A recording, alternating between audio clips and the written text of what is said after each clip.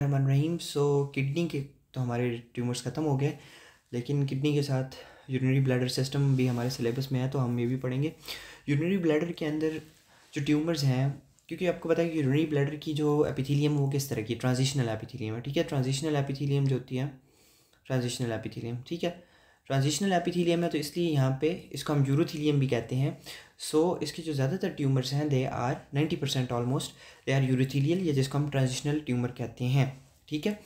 Transitional tumour जो है, जो यूरोथेलियल ट्यूमर है, इसके मॉर्फोलॉजिकल ये ग्रेड्स हैं, ये हमें याद करने, ये पूछे जाते हैं, ठीक है। एटलीस्ट नाम ज़रूर पता हूँ, मैं आपको एक जनरल वैसे ओवरव्यू दूंगा सबका।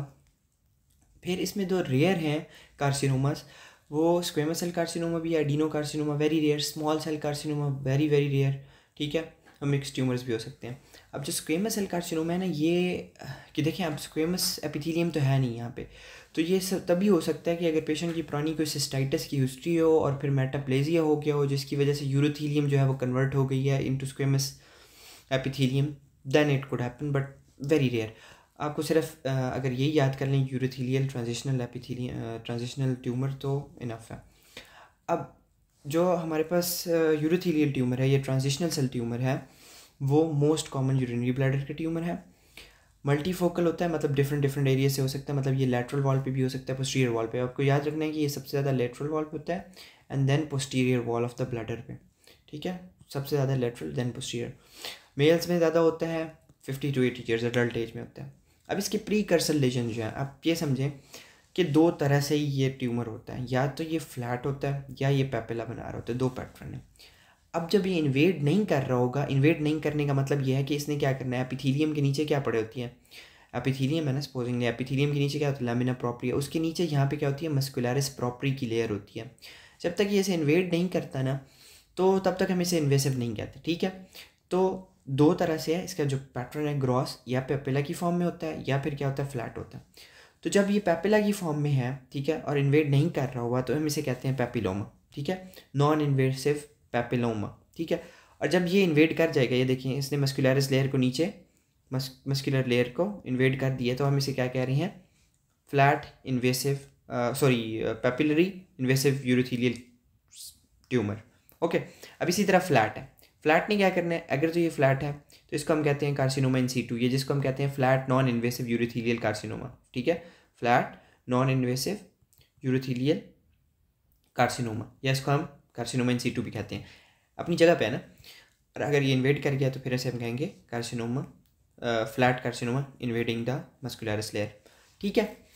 तो ये आपको मैंने बता दिया कि ये क्या क्या होते हैं। अब इसकी पैथोजेनेसिस जो है ना, ये दो तरह से हम लिखते हैं कि या तो रिस्क फैक्टर कौन कौन से हैं जिसके साथ हम एसोसिएट करते हैं, या फिर जेनेटिक म्यूटेशंस हो सकती हैं।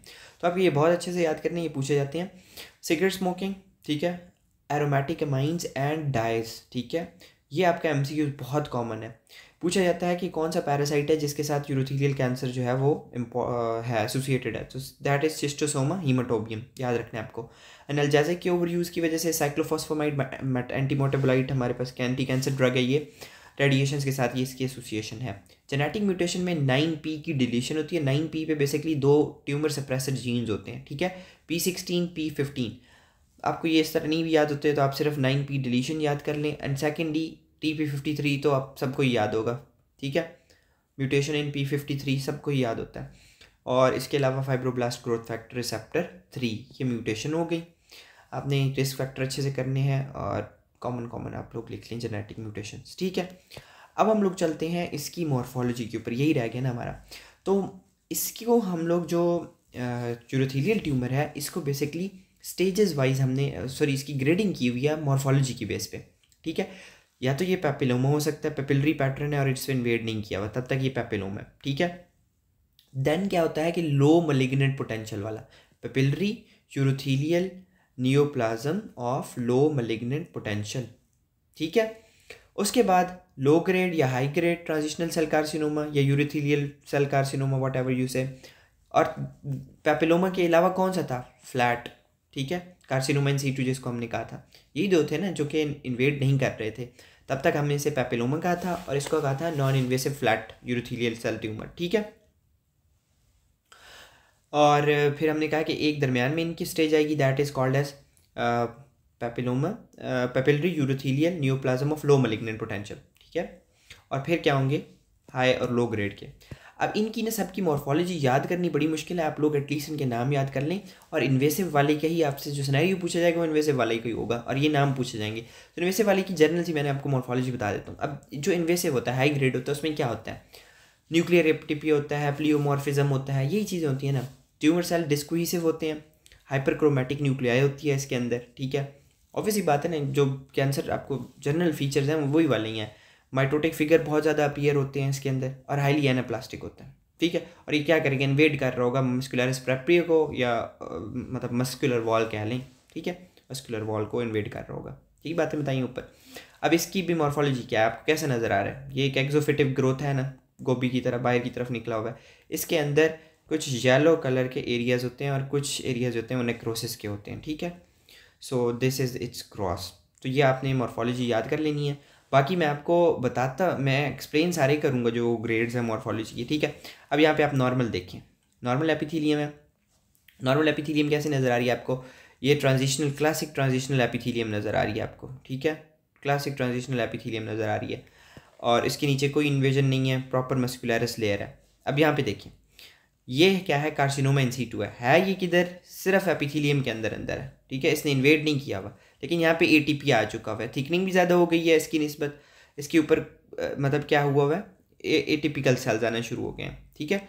इसके अंदर प्लियोमॉर्फिज्म स्टार्ट हो गई है, but not invading the muscularis layer, नीचे इन्वेड नहीं कर रहा, ठीक है। उसके बाद हमारे पास क्या आता है, लो मैलिग्नेंट पोटेंशियल वाला। अनफॉर्चुनेटली मेरे पास यहाँ पे उसकी पिक्चर नहीं है, ठीक है। मैं आपको यहाँ पे पेपिलोमा की पिक्चर भी दिखा देता हूँ इसके साथ, ठीक है। ये मैंने आपको बताया था ना, दो जो इन्वेड नहीं कर रहे होते, एक क्या होता है पेपिलोमा नॉन इन्वेसिव, और दूसरा क्या होता है कार्सिनोमा इन सीटू, ये जिसको हम क्या कहते हैं, papillary flat papillary urothelial cell cancer, urothelial carcinoma कह लें, ठीक है। और अब पेपिलोमा में देखिए, यहाँ पे आपको फाइब्रोवेस्कुलर कोर सा मिल रहा है, ठीक है। उसके अलावा ये पेपिला भी मिल रहे हैं, ठीक है, यहाँ पे थोड़े से वाजे नज़र आएंगे, ठीक है, पेपिला भी मिल रहे हैं, और थोड़ा बहुत एटीपी अब न्यूक्लियस में स्टार्ट हो चुका हुआ है, but still not very much in a dangerous situation, ठीक है। अच्छा, एक और चीज़ होती है जो नॉर्मल होता है ना, इसके ऊपर अम्ब्रेला सेल्स भी होते हैं। नॉर्मल जो हमारे पास होती है ना इसकी ब्लैडर की, जो अगर मैं नॉर्मल स्ट्रक्चर बनाऊँ तो ये अगर मेरे पास एपिथीलियम है, और एपिथीलियम भी कौन सी वाली है, ट्रांजिशनल वाली एपिथीलियम है, ठीक है। मैं इतनी अच्छी तो नहीं बना रहा, ट्रांजिशनल एपिथीलियम होती है। सेकेंडली इसके नीचे क्या होती है, मस्कुलरिस लैमिना प्रोप्रिया, ठीक है, लैमिना प्रोप्रिया। और इसके नीचे क्या होता है, इसकी मस्कुलरिस लेयर होती है, मस्कुलरिस प्रोप्रिया, ठीक है, मसल वाली लेयर होती है, डेट्रूसर मसल, स्केलेटल मसल है ना, ठीक है। So this was it. और यहाँ पे देखिए, ये हमारे पास है लो पोटेंशियल का जो ट्यूमर है, ठीक है। मैंने आपको बताया था ना, लो ग्रेड होता है, फिर हाई ग्रेड होता है ट्रांजिशनल सेल कार्सिनोमा। सो इसमें देखें, यहाँ पे आपको एनाप्लास्टिक सेल तो नज़र आ रहे हैं, यहाँ पे देखें इसका और तरह का न्यूक्लियस है, यहाँ पे और तरह का न्यूक्लियस है, यहाँ पे आपको माइटोटिक फिगर भी नज़र आ रही हैं, ठीक है, यहाँ पे भी नज़र आ रही हैं। सो यहाँ पे न्यू प्लियोमॉर्फिज्म भी है, लेकिन सेल्स एक ऑर्डर में अरेंज्ड है, ठीक है। आपको थोड़ा ऑर्डर नज़र आ रहा है। अब यहाँ पे देखिए, यहाँ पे कोई ऑर्डर नहीं है, ठीक है।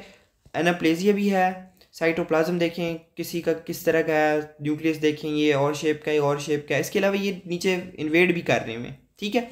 So this is high grade, ठीक है, high grade transitional cell carcinoma. Hopefully आपको समझ आई होगी। अब इसके बाद हम स्टेजिंग कर लेते हैं, ठीक है। ये आपको पेपर में लिखनी आती है, तो ये जनरल सी बात है, आप TNM क्लासिफिकेशन लिखते हैं, ठीक है, TNM। तो TA जो होता है पेपिलरी नॉन इन्वेसिव ट्यूमर है, ठीक है। TIS कार्सिनोमा इन सीटू नाम से जाहिर है, 1 2 3 4 आपने आहिस्ता आहिस्ता बाहर की तरफ चलते जाना है, ठीक है। पहले क्या था, लैमिना प्रोप्रिया तक होगी, ठीक है। इन्वेजन हुई एपिथीलियम से कहाँ तक, एपिथीलियम से कहाँ पे, लैमिना प्रोप्रिया में, ठीक है। यही हुआ ना, invasion of the sub epithelial connective tissue lamina propria. Lamina propria के नीचे क्या आती है, मस्कुलर लेयर, मस्कुलर लेयर में इन्वेड होकर T2 T3 में क्या होना है, पैरेन्काइमा, ठीक है, पेरीपेल्विक। अब क्या होगा, रीनल, किडनी के बाहर तक पहुंच गया है, कहाँ तक, लेकिन फैट तक, पेरीनेफ्रिक फैट तक, ठीक है। उसके अलावा क्या, किडनी कह रहा हूँ सॉरी, ब्लैडर के क्या होना है, बाहर तक, पेरीपेल्विक फैट तक, सही है। और T4 में क्या होगा कि अब जो ब्लैडर के साथ है, अगर फीमेल है तो उसके अंदर यूट्रस, ठीक है, मेल है, पीछे हमारे पास कोलॉन होता है, उसके अंदर इन्वेट कर सकता है। Okay, so this is TNM classification. तो एन से क्या बनता है, लिम्फ नोड को हम देखते हैं। सो सबसे पहले कौन से होंगे, ऑब्वियसली बात है किडनी ब्लैडर के साथ बिल्कुल कौन से पड़े होते हैं, ऑब्चुरेटर, ठीक है, या कह लें पेरीपेल्विक जो होते हैं हमारे पास लिम्फ नोड्स, उनके अंदर जाएंगे। सो एक्स का मतलब क्या है, कैन नॉट बी एक्सेस्ड। 0 का मतलब है नो, नेगेटिव, ठीक है। 1 का क्या मतलब है, सिंगल नोड, ठीक है, एक नोड है, वो भी सराउंडिंग द वेजिकल, इसको ब्लैडर के आसपास, ठीक है। उसके बाद हमारे पास N2 में क्या होंगे, 2 to 3 रीजनल लिम्फ नोड्स होंगे, ठीक है। उसके बाद N3 में मल्टीपल हो जाएंगे। मेटास्टेसिस अगर देखेंगे तो M0 पे नो डिस्टेंस मेटास्टेसिस, M1 पे डिस्टेंस मेटास्टेसिस है, ठीक है। सो आपको होपफुली ये समझ आ गई होगी TNM क्लासिफिकेशन। अच्छा, अब इसके जो क्लिनिकल सिनेरियो कैसे आएगा, पेनलेस हेमाटोयूरिया रीनल सेल के साथ भी है, ठीक है, लेकिन फिर आपको कोई ना कोई उसने डिफरेंशियल पॉइंट दिया होगा, या फिर उसने दिया होगा आपको कोई मॉर्फोलॉजिकल पिक्चर दी हुई होगी, वहाँ पे हेमाटोयूरिया जनरली सिम्टम होती है, उसके साथ उसने एब्डोमिनल मैस दिया होता है। यहाँ पे भी हो सकता है एब्डोमिनल मैस, वैसे इतना प्रोमिनेंट यहाँ पे नहीं होगा, ठीक है, क्योंकि ब्लैडर थोड़ा सा इसकी वॉल के अंदर होगा, ये वाला carcinoma. So sometime it is only haematuria clinical picture में, और समटाइम साथ में फ्रीक्वेंसी डिसयूरिया जो ब्लैडर के प्रॉब्लम्स हैं वो हो सकते हैं, ठीक है। कॉम्प्लिकेशंस क्या हो सकती हैं कि ऑब्वियसली जब ये ऑब्स्ट्रक्ट करेगा तो पीछे पाइलोनेफ्राइटिस हो सकती है, जो हम डिटेल में पढ़ के आ चुके हैं, ठीक है। Squamous cell carcinoma is not very common, ठीक है, आप यहाँ से रीड कर लें। Adenocarcinoma is very rare. अब मैं आपको एक और लीजन बता देता हूँ, दैट इज़ मेलाकोप्लेकिया, ठीक है, ब्लैडर के अंदर अक्सर नज़र आता है। ये क्या होता है, क्रोनिक इन्फ्लेमेटरी डिसऑर्डर है एक पेशेंट को, ठीक है, और उसकी वजह से उसके अंदर कुछ मतलब जैसे वो इम्यूनो कॉम्प्रोमाइज्ड है। अब उसके जो मैक्रोफेजेस हैं, ठीक है, या मैक्रोफेजेस ने क्या करना होता है, बेसिकली बैक्टीरिया को इनगल्फ करना होता है, उसे डिस्ट्रॉय करना होता है, एंटीजन प्रेजेंटेशन करनी होती है ताकि हमारा इम्यून सिस्टम एक्टिवेट हो। कोई भी ऐसा डिफेक्ट जिसमें क्या होगा, फेगोसोम जो उसने अंदर खाया है उस बैक्टीरिया को, और वो लाइजोसोम के साथ मिक्स नहीं हो पाता। अब ये नॉर्मली यही होता है ना कि मैक्रोफेज ने क्या करना होता है, जो फेगोसोम बाहर से इनगल्फ किया उसको लाइजोसोम के साथ मिलाते हैं, लाइजोसोमल एंजाइम उसकी डिग्रेडेशन करते हैं, लेकिन समहाउ फेगोलाइजोसोमल ये जो रिस्पॉन्स है ये अब नॉर्मल हो जाएगा। तो क्या होगा, ये जो बैक्टीरिया अंदर क्या, ये क्या हो जाएगा, इस तरह एक्यूमुलेट हो जाएगा, तो एक इंक्लूजन बॉडी की तरह कुछ बना देगा, ठीक है। So that will be called as malakoplakia. ये अपीयर कैसा होता है, soft yellow raised mucosal plaque नजर आता है, ठीक है, soft yellow and raised mucosal plaque. और इसकी माइक्रोस्कोपी में क्या नजर आता है, अच्छा, ये मिकैलिस गटमैन बॉडीज़ होती हैं। ये बेसिकली होती क्या हैं, यही होती हैं जो मैंने अभी को बताया, बट बैक्टीरिया जो होंगे ये क्या होंगे, अंदर क्यूमुलेट हो जाएंगे, ये कंक्रीशन सी बना देंगे, इसको हम क्या कहेंगे, Michaelis Gutmann bodies. Michaelis Gutmann bodies क्या है, laminated mineralized concretion deposited inside the lysosomes, ठीक है, तो ये मिकैलिस गटमैन बॉडीज़ हैं। दूसरा अगर हम देखें तो ये जो सेल्स होते हैं ये किसके अंदर एक्यूमुलेट हैं, मैक्रोफेजेस। ये एक और स्टेन है जिसके ज़रिए हमने देख रहे हैं हमें गटमैन बॉडीज़ मिल रही हैं, लेकिन किसके अंदर हैं, इन सेल्स के अंदर है। कौन से सेल्स हैं ये, मैक्रोफेजेस ही हैं बेसिकली, ठीक है।